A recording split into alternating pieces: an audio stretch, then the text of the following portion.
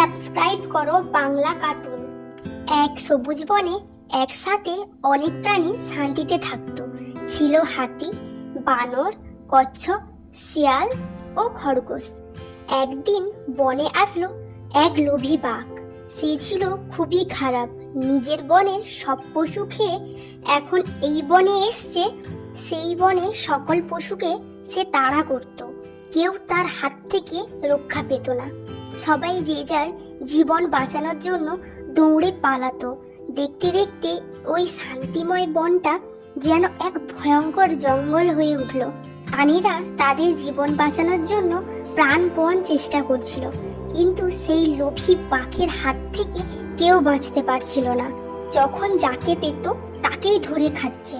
ধীরে ধীরে জঙ্গলটা যেন শ্মশানে পরিণত হতে লাগলো। বনের সব পশু ও পাখিকে সে একে একে মেরে ফেলতে লাগলো। পুরো জঙ্গলে যেন ভয় কাজ করছিল। একের পর এক পশুকে খেয়ে সে যেন শান্তি পাচ্ছিল না। ধীরে ধীরে বনের পরিস্থিতি আরো খারাপ হতে লাগলো।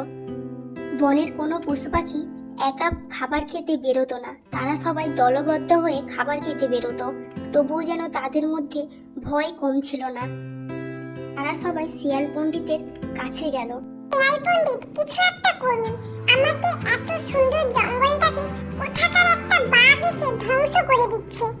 আমি একা কিছুই করতে পারবো না, চলো আমরা হাতির কাছে যাই। আচ্ছা চলুন।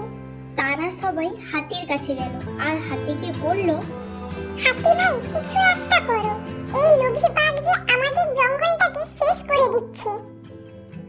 এই দুষ্টু বাঘকে একমাত্র শেষ করতে পারে এই বনের রাজা, কিন্তু তার খবর একমাত্র গুরুদেব জানেন। তোমরা একটা কাজ করো, শিয়াল পণ্ডিত আর একজন মিলে গুরুদেবের কাছে যাও। একমাত্র তিনিই জানেন রাজা কোথায় আছেন। যেই কথা সেই কাজ। শিয়াল পণ্ডিত এক হরিণ চলল গুরুদেবের কাছে। গুরুদেব নদীর ধারে বসে ধ্যান করছিল। তারা নদীর ধারে গেল আর বলল, গুরুদেব, আমরা অনেক বিপদে পড়ে আপনার কাছে এসেছি। আমাদের অনেক বিপদ গুরুদেব। কোনো কিছু আমার অজানা নেই। তোরা রাজার খোঁজে এসেছিস, তাই তো? যা, জঙ্গলের শেষ প্রান্তে এক গুহা আছে, সেখানেই রাজা আছে। গিয়ে সবকিছু রাজাকে বল, সেই তোদের এই বিপদ থেকে রক্ষা করতে পারবে। গুরুদেবের কথা মতন তারা চলল জঙ্গলের শেষ প্রান্তে। চলতে চলতে তারা এক গুহা দেখতে পেল, সেখানে রাজা বসে আছে। তারা রাজাকে বলল, রাজা মশাই, আমাদের খুব বিপদ। কি হয়েছে তোদের, আমাকে বল। তারা সব কথা রাজামশাইকে সব বলল। কথা শুনে রাজামশাই খুব রেগে গেলেন। কার এত বড় সাহস আমার জঙ্গলে এসে আমার সাথীদের মেরে খায়? চল, এক্ষুনি চল, ওর মাংস আমি খাবো। এই কথা বলে তারা সবাই জঙ্গলের দিকে হাঁটতে লাগলো। তারা জঙ্গলের হাতির কাছে গেল। ওকে আমাদের বুদ্ধি দিয়ে ধরতে হবে। তাকে ধরার জন্য আমাদের একজন সাথীকে তার খাবার বানাতে হবে। যেই কথা সেই কাজ।